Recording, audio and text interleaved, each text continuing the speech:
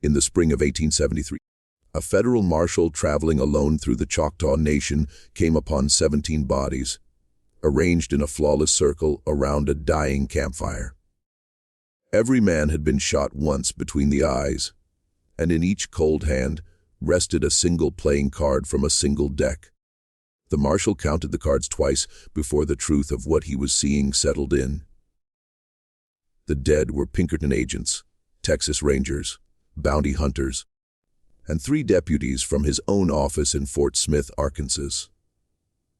Men who had ridden out together 6 weeks earlier with a shared mission: to capture or kill the man the newspapers had started calling the Black Devil of the Red River. They had failed, just as every posse before them had failed. The cards in their hands spelled out a message in a code the marshal recognized, but could not read.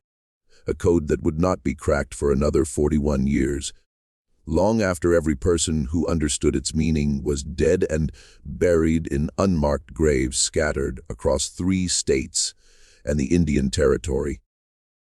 What the marshal did not know, what no white lawman would grasp for decades, was that the man they were hunting had once been property, sold at auction in Natchez, Mississippi, for $940 to a cotton planter who had branded him on the left shoulder with the initials JW, before sending him into the fields at age 11. Before we continue with the story of Jeremiah Walker and the gang that nearly broke the United States government in the years after the Civil War, do me a favor. Hit that subscribe button and tell me in the comments which state you are listening from tonight, because what you are about to hear was buried in classified federal records for over a century. The descendants of the men involved are still alive in towns from Oklahoma to East Texas. They never wanted this story told. Tonight, we are going to tell it anyway.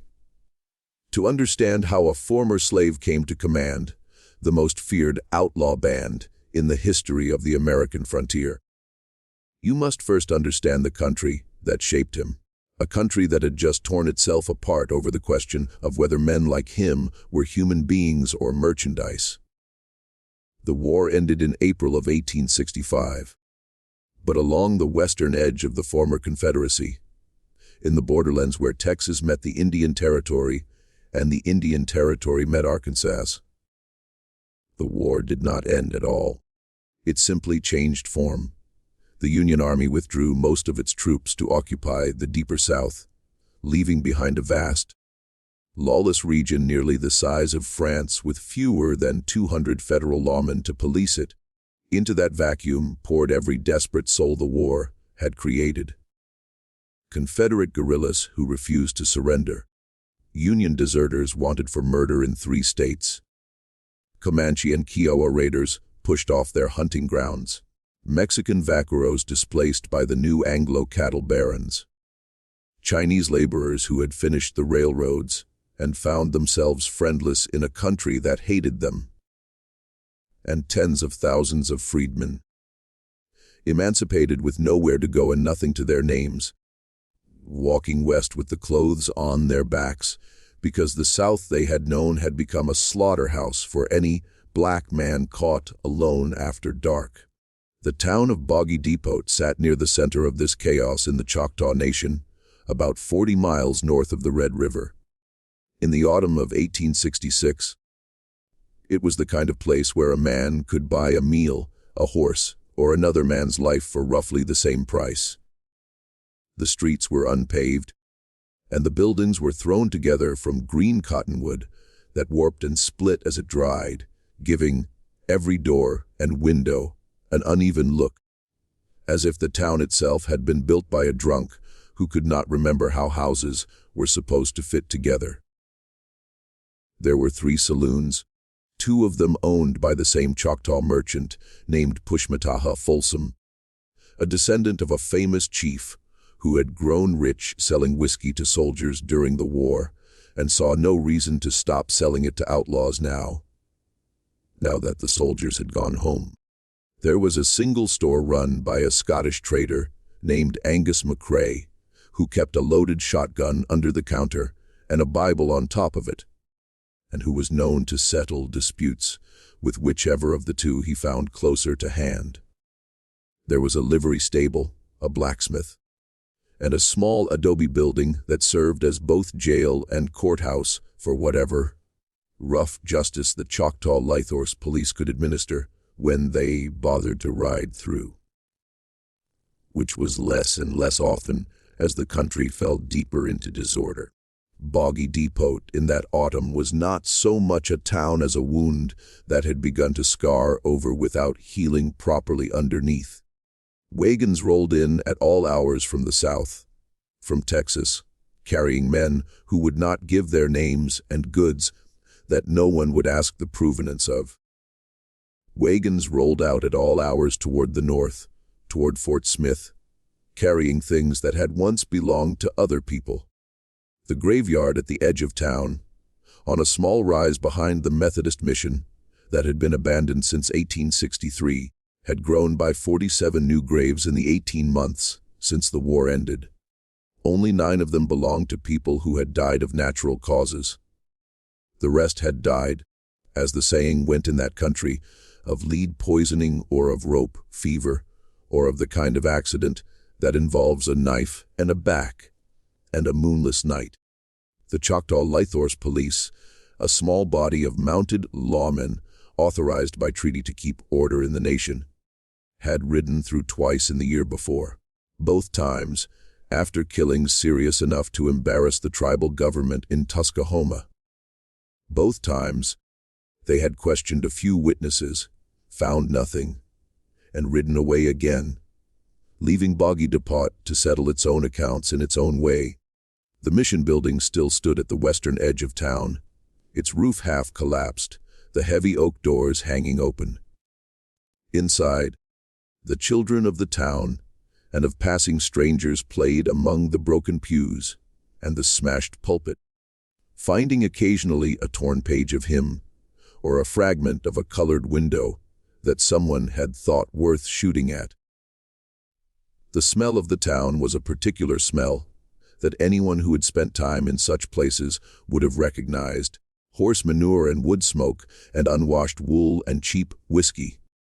And beneath all of these, the faint but persistent smell of old blood that had soaked into the earth of certain alleys and would not be washed out by any amount of rain. Into this town, on a cold November morning in 1866, walked a black man of about 20 years old, 6'2", lean as a coyote, wearing a Union Army cavalry coat with the chevrons of a corporal still stitched to the sleeve and a wide, brimmed slouch hat pulled low over eyes the color of wet slate. He carried a Spencer repeating carbine slung across his back, 2 Colt Army revolvers at his hips and a cross draw rig he had cut himself from harness leather, and a Bowie knife in his right boot. He had no horse. He had walked the last 60 miles from the Texas border through country where a black man traveling alone was generally considered fair game for anyone who wanted his weapons or his life. He had not been bothered. The reasons he had not been bothered would become clear to the people of Boggy Depot in the months that followed. His name, he told Angus McCrae when he came into the store to buy salt pork and coffee, was Jeremiah Walker. He had served 3 years in the 1st Kansas Colored Infantry, had been at the Battle of Honey Springs, had been wounded twice, and had been mustered out at Fort Leavenworth in 1865 with a discharge paper, a back pay voucher the Army had refused to honor, and the brand of his former owner still legible on his left shoulder.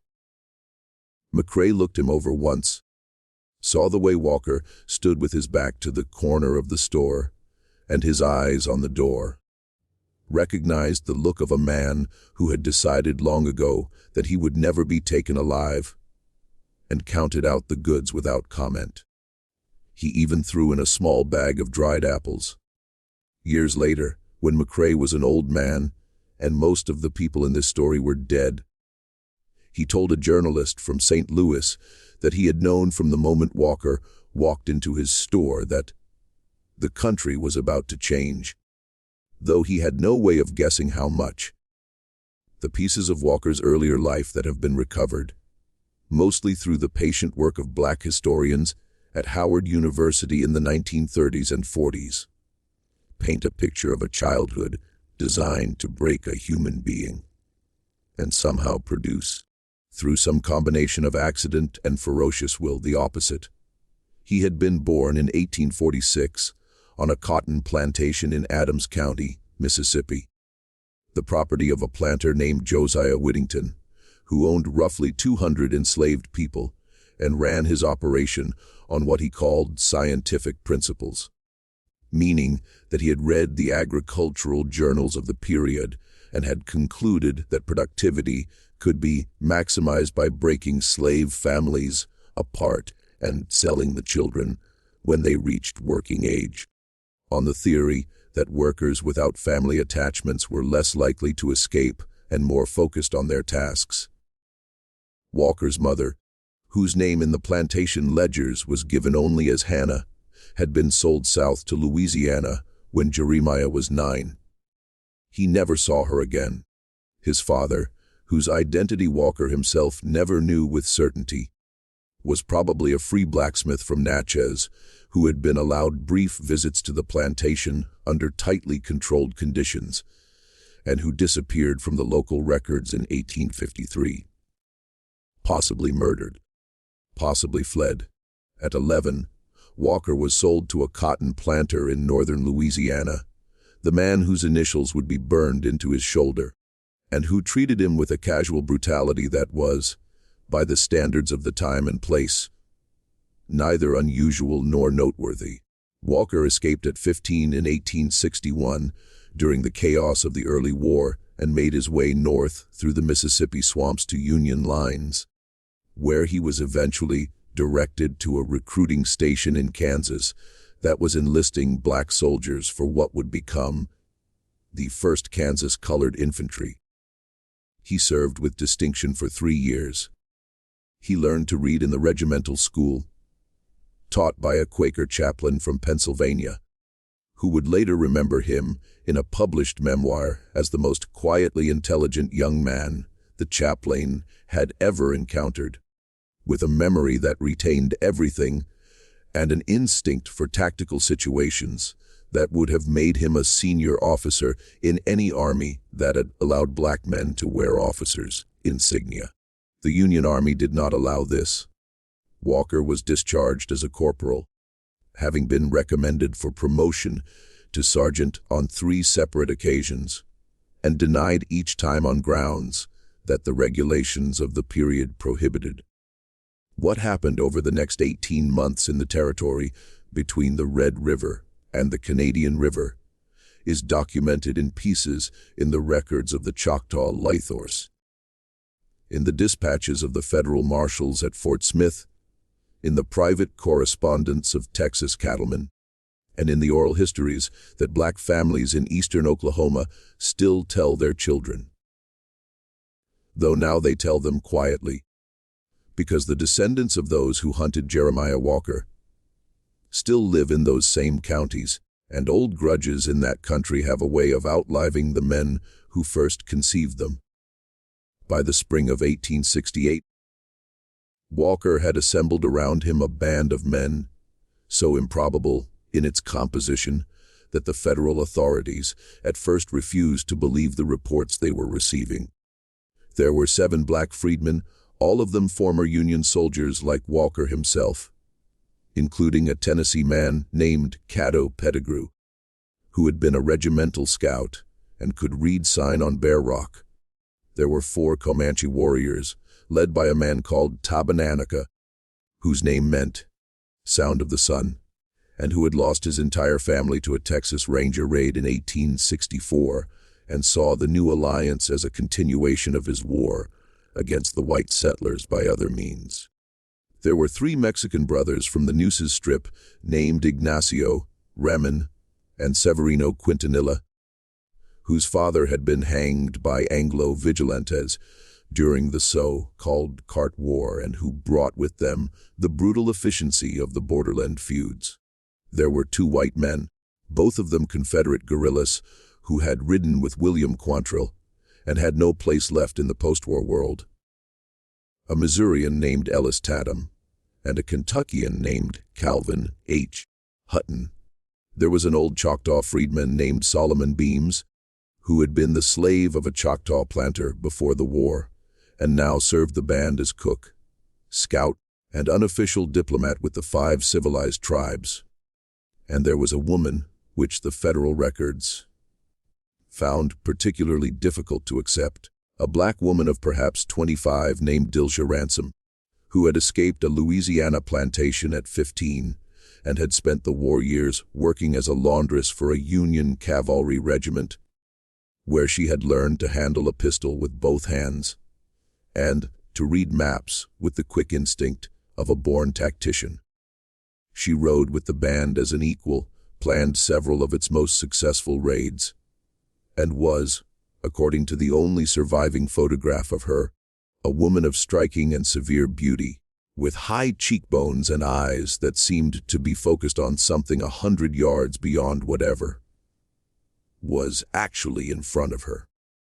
The gang did not steal cattle, which is what made them dangerous.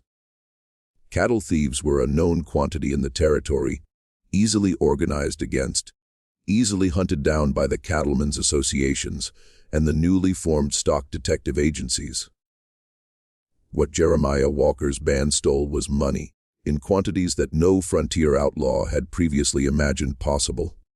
Their first major operation, in April of 1868, was the robbery of a payroll wagon belonging to the Atlantic and Pacific Railroad, which was attempting to push its line west across the Indian Territory. The wagon was carrying 28,000 in Union greenbacks, intended to pay the railroad's construction crews.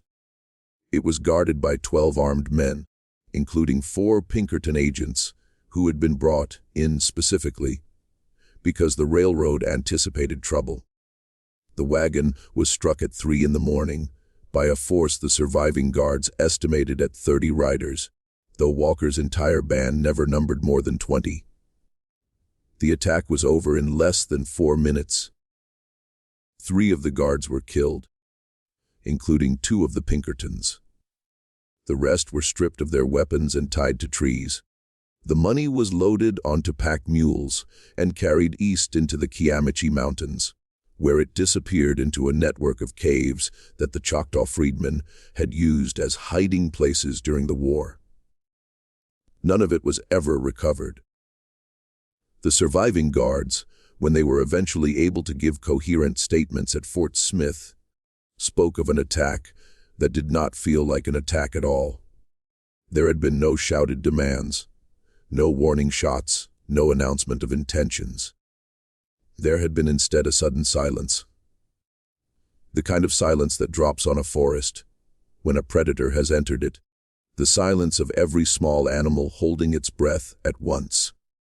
The 2 lead horses pulling the wagon had collapsed simultaneously, killed by what proved on examination to be 2 perfectly placed rifle shots fired from a distance of more than 300 yards by marksmen the guards never saw.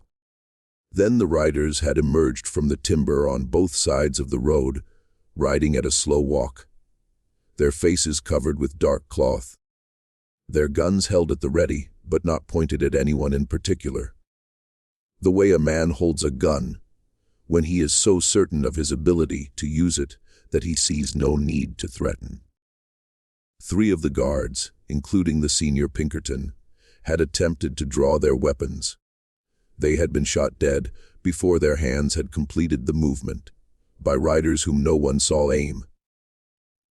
The other guards had raised their hands.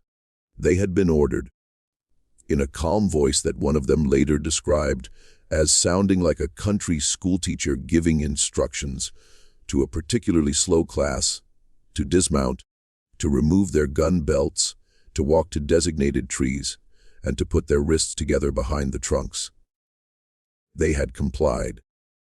They had been tied with cord that had been cut to exactly the right length in advance. They had been searched, and any small valuables on their persons, watches, rings, small amounts of personal cash, had been pointedly left untouched. Only the railroad money, the company money, had been taken. One of the guards, a young Pinkerton from Pennsylvania, on his first Western assignment, had begun to cry, and one of the masked riders had dismounted, walked over to him, and offered him a sip from a flask of whiskey. The young man had accepted. The rider had patted him on the shoulder, returned to his horse, and ridden away. By the time a passing freight wagon found them at dawn, the guards had been tied to their trees for nearly 5 hours, and the only thing any of them could agree on with certainty was that the men who had attacked them had not been ordinary outlaws. They had been, one of the guards said, soldiers. The kind of soldiers who had survived the war by becoming better at killing than the people who were trying to kill them, and then had decided, for reasons no one understood, to keep going. What disturbed the Pinkerton agency more than the loss of the money was the discovery, when the surviving guards were untied at dawn by a passing freight wagon, that each of them had been tagged with a small piece of paper pinned to his shirt. The papers all said the same thing, in a careful schoolmaster's hand. "We could have killed you. We chose not to. Tell your masters that the next time the choice will be different." The Pinkerton agency did not know what to do with this. The agency had been founded 20 years earlier by a Scottish abolitionist named Alan Pinkerton, who had run safe houses on the Underground Railroad and who in his younger days would probably have understood what Jeremiah Walker was doing better than any man alive. But by 1868, Pinkerton had become the chief private police force of the American railroads and the Eastern banking interests, and his agents in the field were instructed to treat Walker's band as a simple criminal conspiracy, and to bring in its members alive if possible, dead if not. The agency assigned its best man, a former Chicago detective named Patrick Donovan, to coordinate the hunt.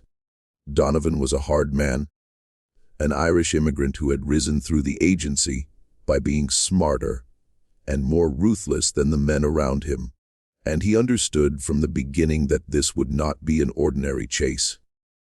He arrived at Fort Smith in May of 1868, sat down with the federal marshal there, a former Union general named James Fagan, and asked a single question: how does a man hide 20 riders, 4 of them Comanche, in country where every cattleman, every settler, every passing teamster will report a strange face within a day? Fagan did not have an answer. Neither did Donovan. The answer, when it finally became apparent 2 years later, would shock the federal government into a level of secrecy that kept the truth out of the newspapers for the rest of the century. The answer was that Jeremiah Walker was not hiding. He was being protected by a network of people across 3 states and the Indian Territory who had decided, each in their own way and for their own reasons, that whatever Jeremiah Walker was doing was something that needed to be done. The first hint of this network came in the summer of 1868, when a Pinkerton informant in the Choctaw town of Dokesville reported that wagons of supplies had been moving in and out of the Comanche Mountains for months, with the apparent knowledge and cooperation of the Choctaw Lighters police, who were turning a deliberate blind eye. Donovan investigated, found the informant murdered 3 days after he had filed his report. His body left in the middle of the main street of Dokesville, with a single playing card pinned to his chest. It was the King of Spades. No one in Dokesville had seen anything. No one knew anything. When Donovan threatened to bring federal troops in, the Choctaw chief, a man named Allen Wright, a graduate of Union College, who had once translated the Bible into the Choctaw language, looked at him with the patient contempt of a man who had been dealing with white officials his entire life, and said only that the Choctaw Nation was a sovereign government under the treaties of 1866. that federal troops could not enter without Choctaw consent, and that consent would not be given. The implication was clear. Walker had the protection of the Choctaw government, or at least of enough of its officials to make the protection effective. Donovan returned to Fort Smith and sent a long telegram to the Pinkerton headquarters in Chicago. The response from Allen Pinkerton himself, a copy of which survives in the agency's archives, was one of the strangest documents in the history of American law enforcement. It instructed Donovan to proceed with the investigation, but to use, quote, particular discretion, end quote, in any actions that might bring the matter to public attention.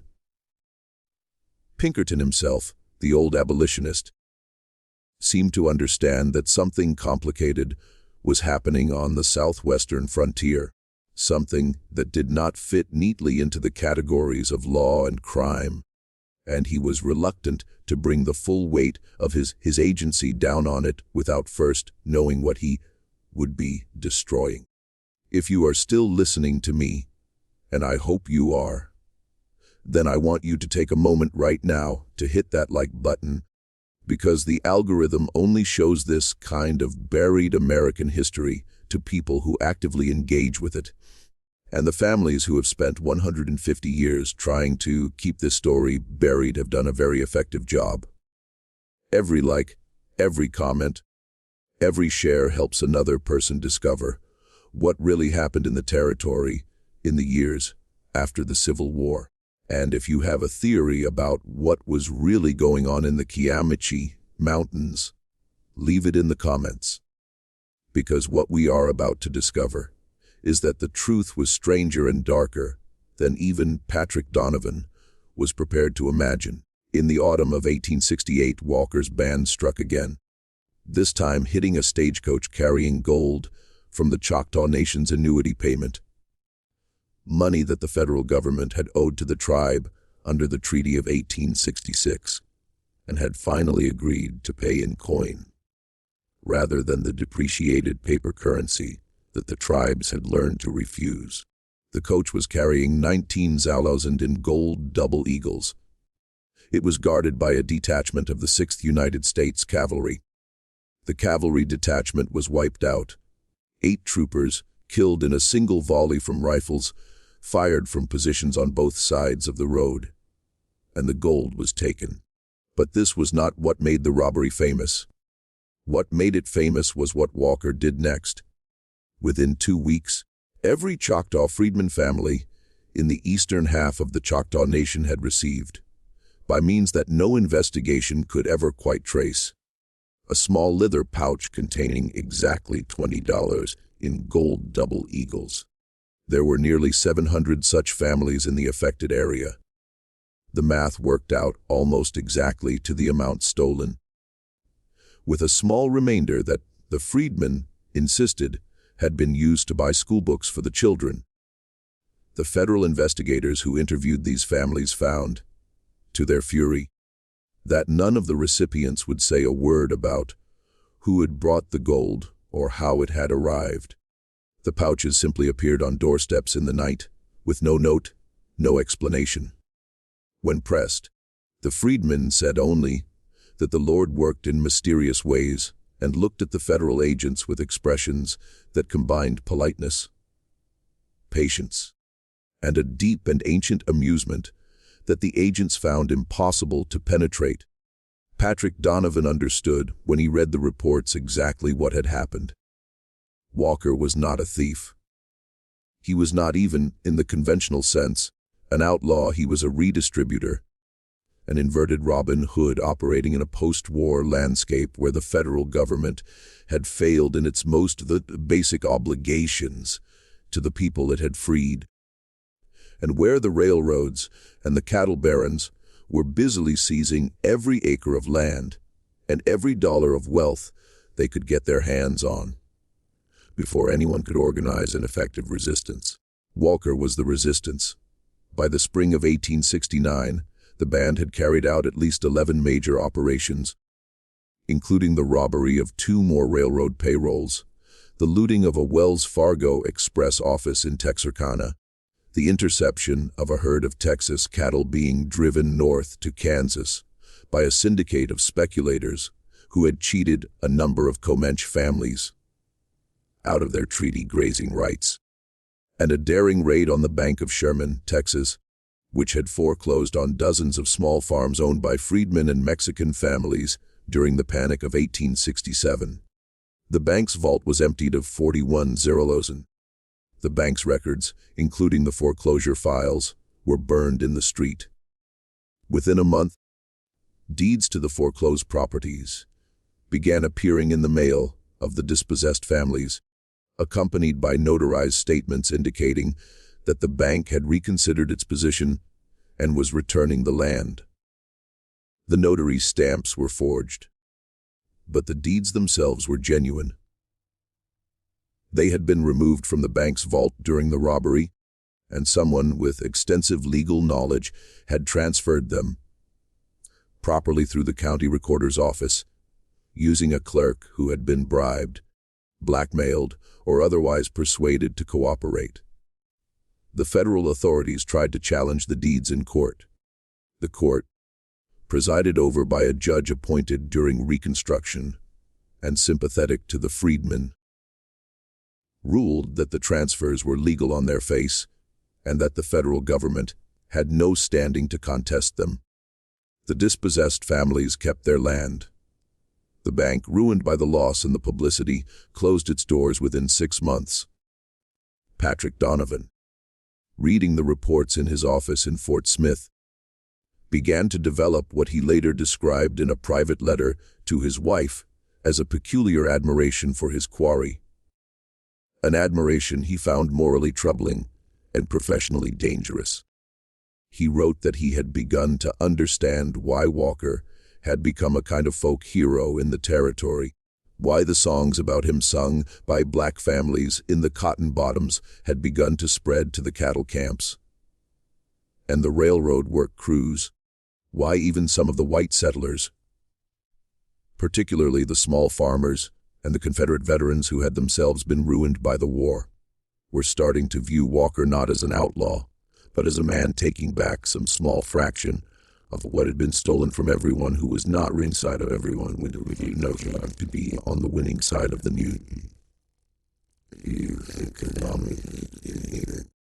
Donovan understood all of this, and he also understood that his job was to capture or kill Jeremiah Walker, and that his job was not negotiable. In the summer of 1869, Donovan made his first serious attempt. He assembled a force of 40 men, including 20 Pinkerton agents, 12 Texas Rangers under the command of a notorious captain named Leander McNelly, and 8 federal marshals from Fort Smith. The force was equipped with new Henry repeating rifles, plenty of ammunition, and the best horses the agency could buy. They had received intelligence from an informant, a freedman named Cyrus Burdett, who had briefly ridden with Walker's band and had been turned by the offer of a federal pardon and $20,000 in cash, that Walker's main camp was in a hidden valley in the Kiamichi Mountains, called by the Choctaw the Valley of the Whispering Pines, accessible only through a single narrow defile that the band kept guarded day and night. Donovan's force rode out from Fort Smith on the morning of June 3, 1869. They were to rendezvous with Burdett at a crossroads near the town of Tuskahoma, where he would lead them by a back route into the valley, bypassing the main defile. They reached the crossroads at dusk. Burdett was waiting for them. He was sitting against a tree, his hands tied behind his back, his throat cut from ear to ear, his eyes still open. Pinned to his shirt was a playing card. It was the King of Spades. Donovan understood instantly what had happened. Burdett had been doubled. He had pretended to take the federal money, while reporting everything he learned back to Walker. Walker had used him to lure the federal force into a trap. Donovan ordered his men to spread out into a defensive perimeter and to prepare for an attack. The attack came at moonrise. The moon that night was a 3, quarter moon, rising late and bright through the pine tops. And the men who survived what happened next would never afterward be able to sit comfortably in a dark forest or hear the sound of a horse's hooves on pine needles or would smoke on a summer night without feeling the hair on their arms stand up. It came from every direction at once, from positions that the band had clearly prepared days in advance, with crossfires that pinned the federal force in a small clearing surrounded by dense timber. The first volley killed 6 men in the space of a single breath. Men who had been standing or kneeling in positions that they had imagined offered some protection, but that had in fact been chosen for them by the marksmen in the trees, who had used the federal force's own defensive instincts to guide them into the kill zone. The return fire was wild. The federal men fired at muzzle flashes that seemed to come from everywhere and nowhere, that moved between shots that never came twice from the same position. Captain McNelly of the Texas Rangers, a famously aggressive officer who had spent 4 years fighting Mexican bandits along the Rio Grande, attempted to lead a charge into the timber on the south side of the clearing. He was shot through the neck before he had taken 5 steps, and he died slowly over the following 10 minutes while his men crouched behind fallen logs and watched him bleed, unable to move to help him without drawing the same fire. The voice of Jeremiah Walker himself, or of someone speaking for him, called out at one point from somewhere in the darkness, in English clear enough to carry across the clearing, telling the federal men to lay down their weapons and stand up with their hands empty, and they would not be killed. Donovan, bleeding from a shoulder wound that had nearly killed him, made the decision that he would second guess for the rest of his life, and he ordered his men to surrender. The fight lasted less than an hour. When it was over, 16 of Donovan's 40 men were dead. 12 more were wounded. The remainder, including Donovan himself, who had been hit in the shoulder by a rifle ball, were stripped of their weapons, their horses, and their uniforms, and were left to walk the 40 miles back to Fort Smith in their underclothes. None of Walker's band, as far as anyone could tell, had been killed or even wounded.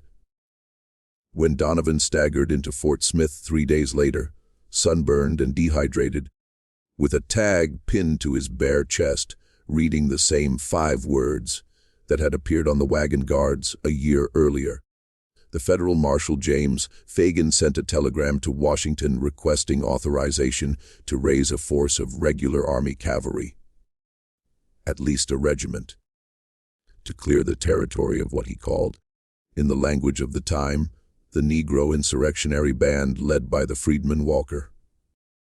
The War Department's response, when it finally came, was to deny the request.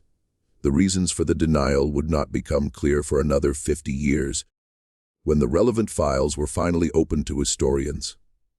The truth, which the War Department understood and James Fagan did not, was that Jeremiah Walker's operations had become entangled in a much larger political conflict, one involving the Reconstruction policies of the Grant administration, the question of the legal status of the freedmen in the Western Territories, and the desperate efforts of the railroads and the cattle interests to seize control of the Indian Territory before any effective federal authority could be established there, to send a regiment of cavalry into the territory to hunt down a band that included Comanche warriors and was protected by the Choctaw government would, the War Department feared, trigger exactly the kind of larger Indian war that General Sherman was trying to avoid.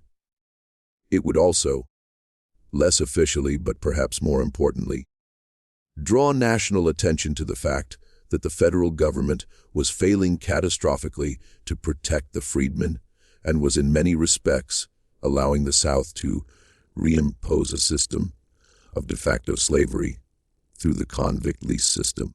the black codes, and the rising tide of clan violence that the federal authorities were either unable or unwilling to suppress. Walker was an embarrassment. The cavalry would make him a martyr. Better to let the Pinkertons handle it quietly, out of the public eye, and to hope that the problem would eventually solve itself through the slow attrition of arrests, betrayals, and natural causes that eventually consumed every outlaw band.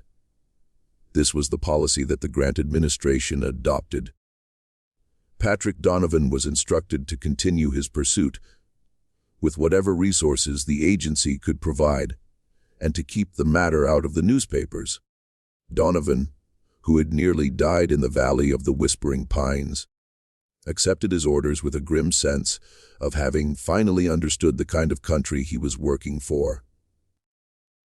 What followed was 3 years of a strange, slow, deeply secret war fought in the canyons and bottoms and small towns of the Indian Territory, the Texas borderlands, and the cotton districts of southwestern Arkansas.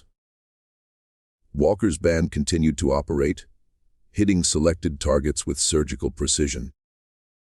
Never striking the same place twice, never killing more than the operation required, always leaving behind their playing cards and their tagged messages.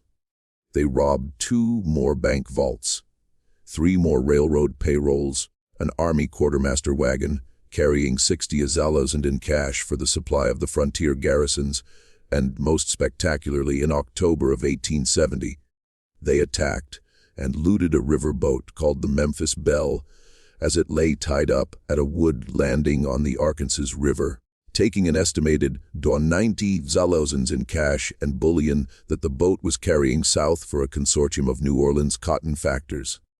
In each case, the proceeds disappeared into the network of caves, sympathetic farmers, and quietly bribed officials that Walker had constructed across 3 states. In each case, within weeks of the robbery, freedmen families, dispossessed Indian families, ruined small farmers, and Mexican families, displaced by the Anglo cattle barons, would receive small unmarked packages of cash, deeds returned from foreclosure, livestock that had been stolen from them years earlier, and had reappeared at their gates with no explanation. Walker had built, in effect, a parallel economy, a redistributive system funded by armed expropriation from the largest concentrations of capital in the post-war economy, and operated through a network of mutual aid that crossed every line of race, religion, and language in the borderlands. Patrick Donovan understood all of this, and the more he understood it, the more he found himself, against his will and against his orders, beginning to admire the man he had been sent to destroy. He wrote in his journal, which his granddaughter would discover in an attic in Chicago in 1947 and would eventually deposit at the Newberry Library, that Walker was the most dangerous man in America, not because he was killing white people, but because he was demonstrating that an alternative to the developing American economy was possible, and that this alternative could be defended by men and women willing to die for it.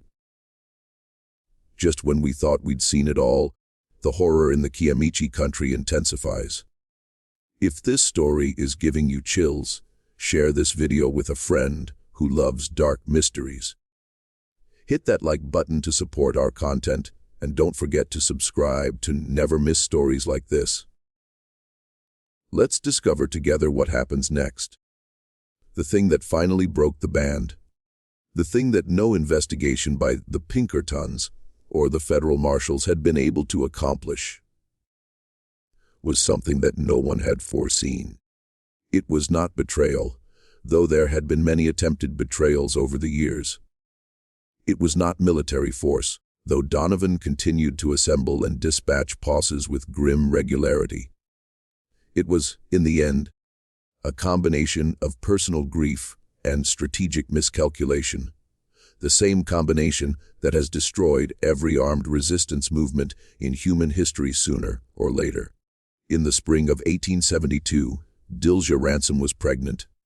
The father was Jeremiah Walker himself, with whom Dilger had been intimate, the records suggest, since at least 1868, though their relationship had been kept carefully concealed, even from the rest of the band. Both because Walker believed that personal attachments made a man vulnerable, and because Dilger herself had insisted on operating as an equal commander, not as a wife or consort. The pregnancy changed everything.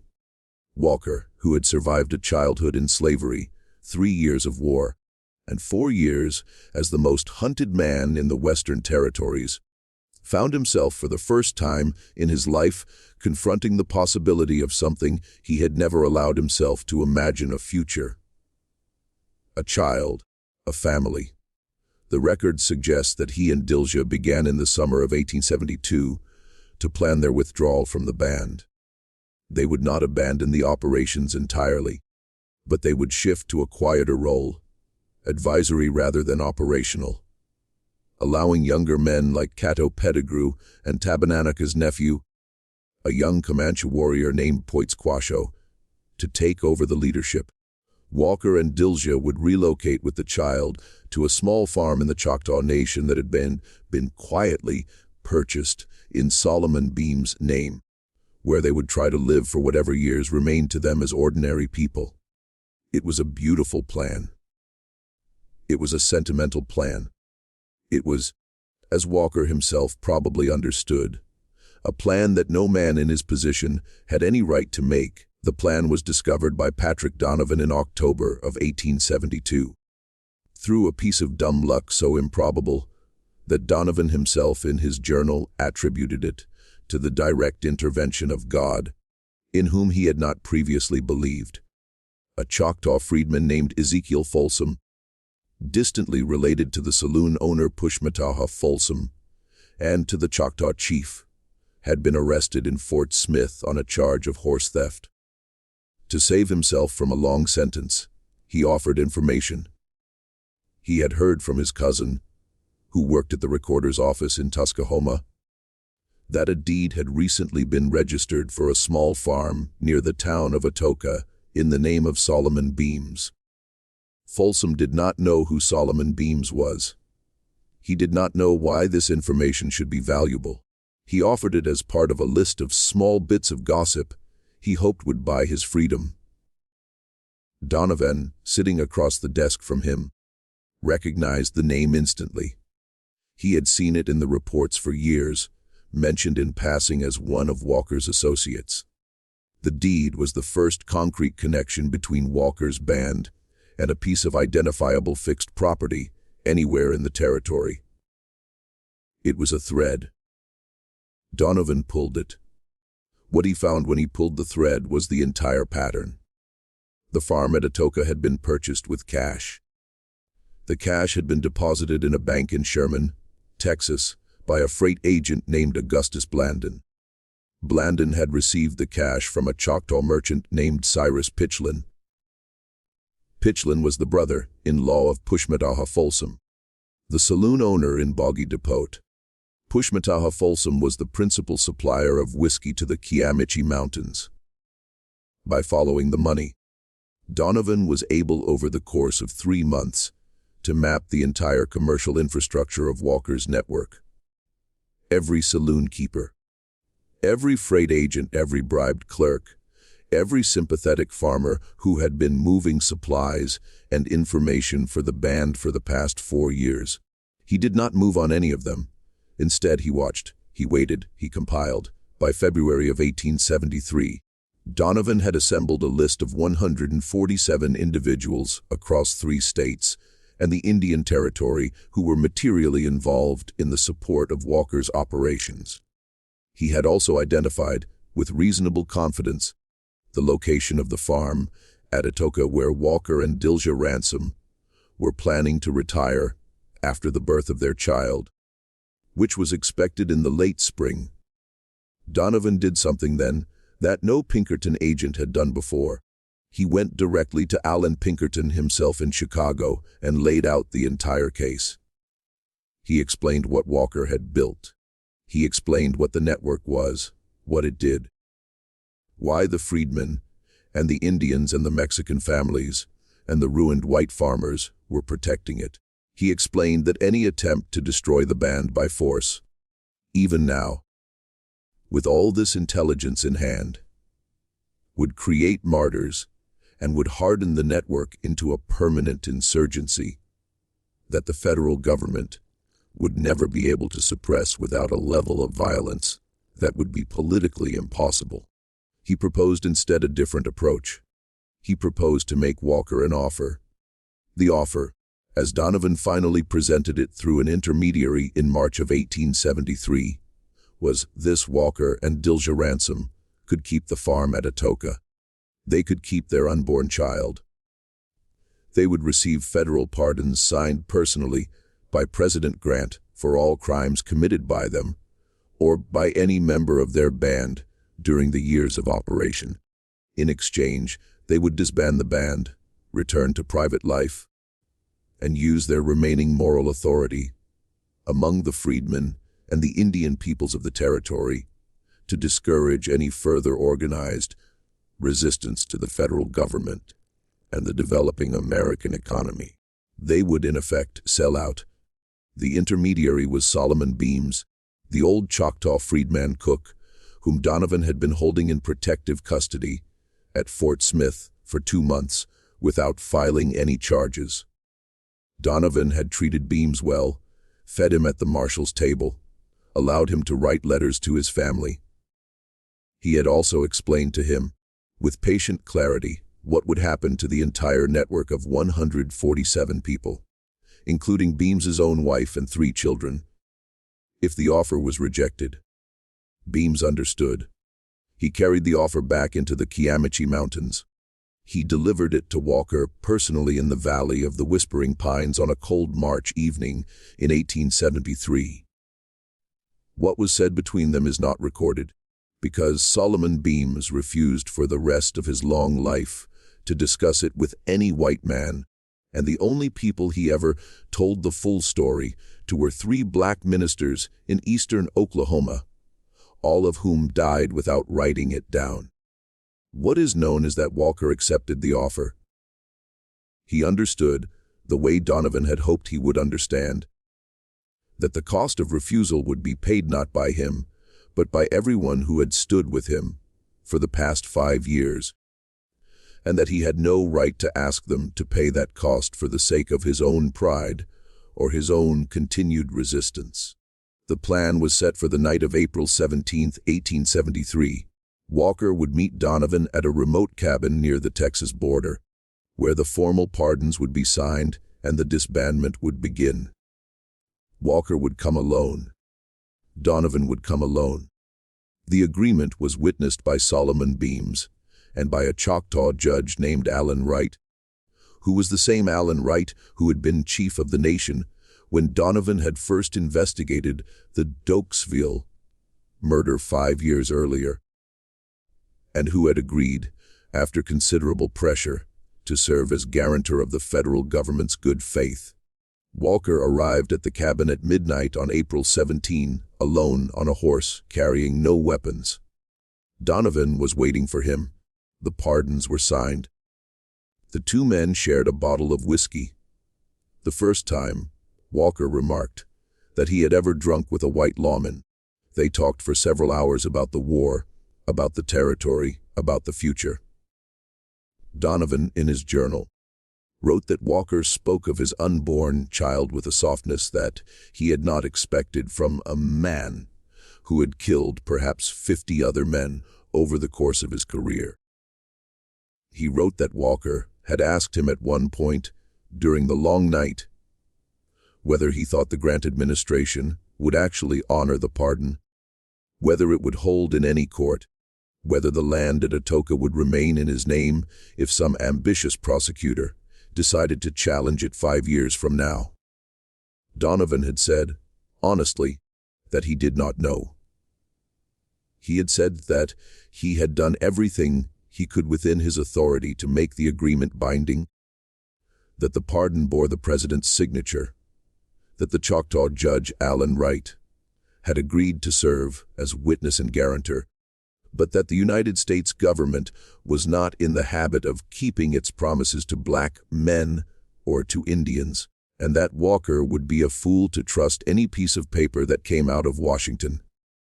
Walker had smiled at this, a small, private smile that Donovan would remember for the rest of his life, and he had said only that he was tired, that he had been tired for 10 years, and that he had decided that a foolish trust was preferable to the alternative, which was to spend the rest of his life running from men like Donovan, and to raise his child on the run, and to watch his child grow up expecting to be killed the way his father and his grandfather had been killed. He had said that he had made his peace with the possibility that the pardon would not hold, and that if it did not, then at least he would have tried. He had said that this was what he was giving up the band for. Not for the farm, not for the pardons, but for the chance, however small, of a life that was not defined by the expectation of violence. They parted before dawn. Walker rode north, back toward the Choctaw Nation and the farm at Atoka, where Dilsha was waiting. Donovan rode east, back toward Fort Smith, with the signed agreement in his saddlebag. What happened next was something that Patrick Donovan had not anticipated, and that no one in the federal government had anticipated, and that demonstrated with terrible finality that the network Walker had built was not actually under Walker's control, and had perhaps never been.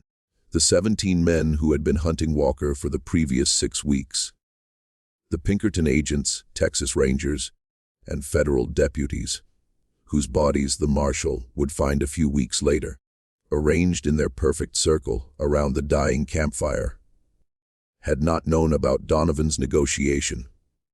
They had been operating under the older orders to capture or kill Walker on sight.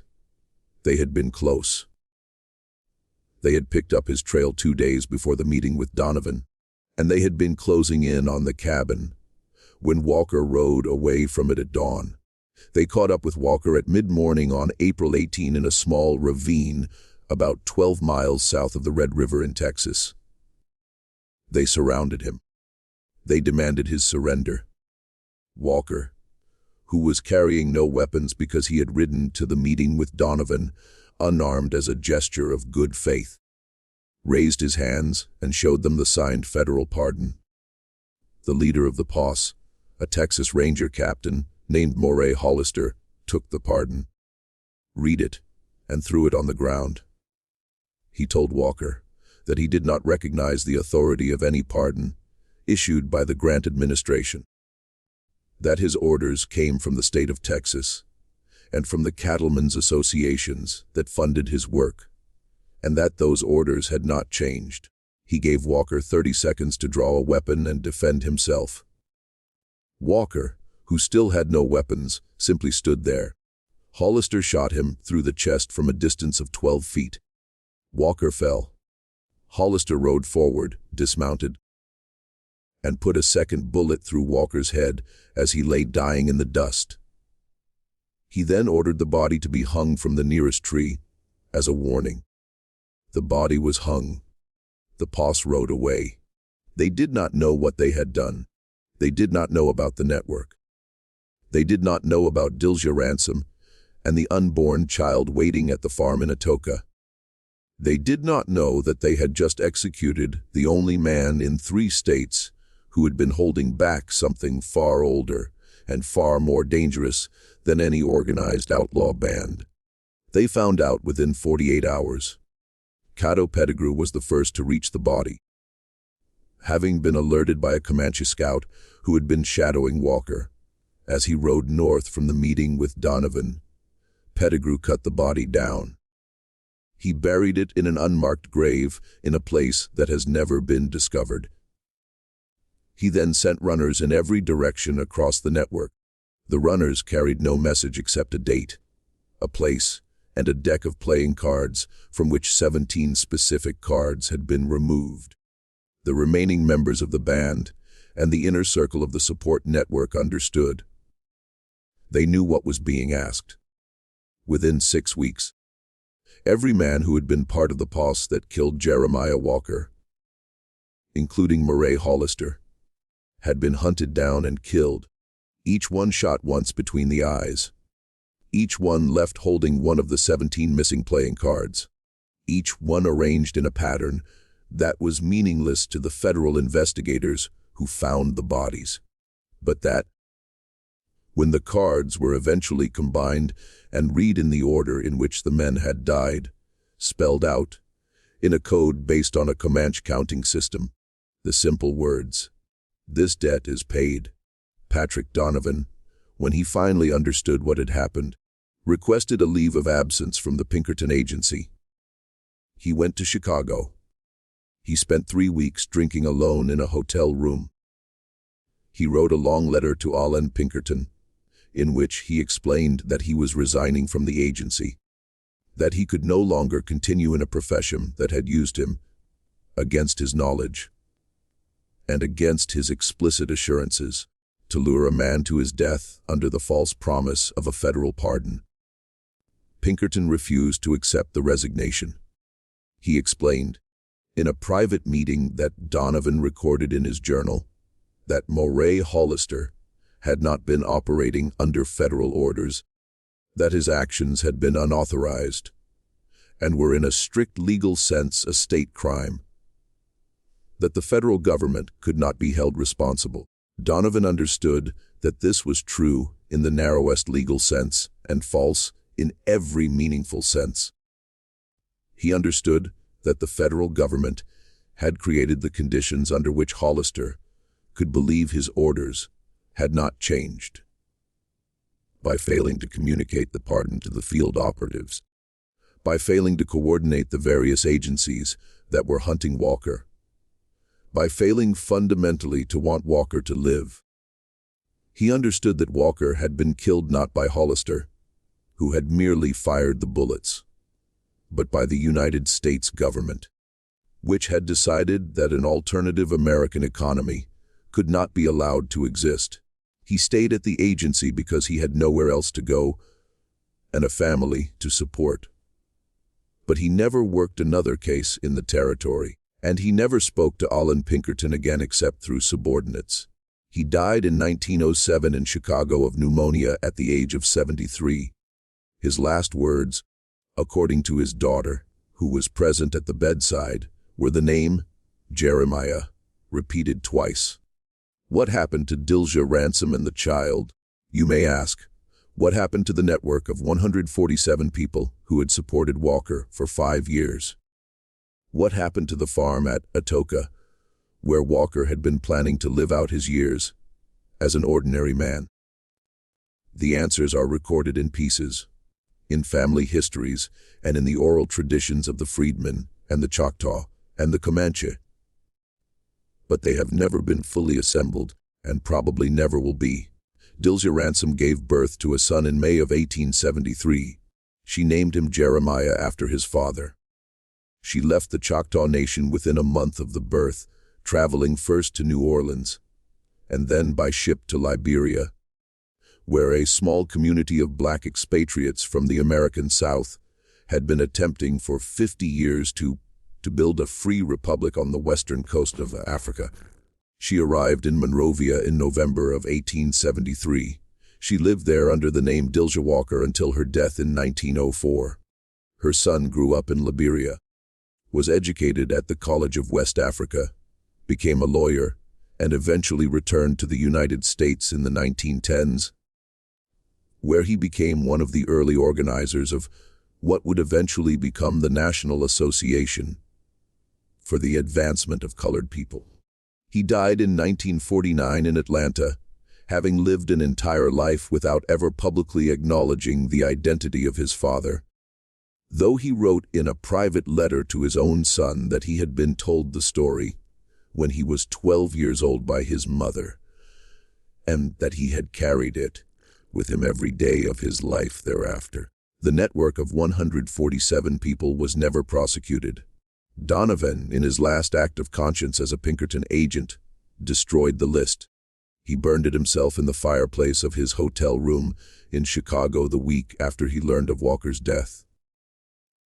The names existed nowhere else.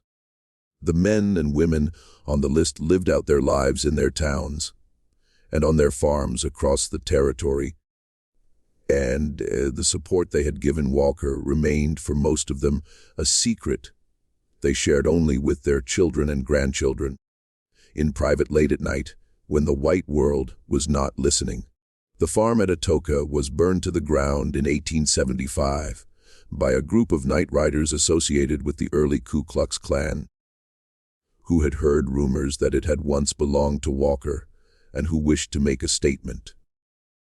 The rumors were never confirmed. The land was sold for taxes in 1878 to a white settler from Kansas who had no idea what he was buying.